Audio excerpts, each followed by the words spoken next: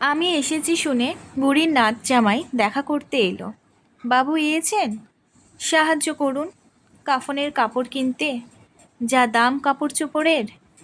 আমার মনে পড়ল বুড়ি বলেছিল, সেই একদিন আমি মরে গেলে তুই কাফনের কাপড় কিনে দিস বাবা। ওর স্নেহাতুর আত্মা বহুদূর বারাণসী থেকে আমায় কিভাবে আহ্বান করে এনেছে। আমার মন হয়তো ওর ডাক এবার আর তাচ্ছিল্য করতে পারিনি। কাপড় কিনবার টাকা দিলাম।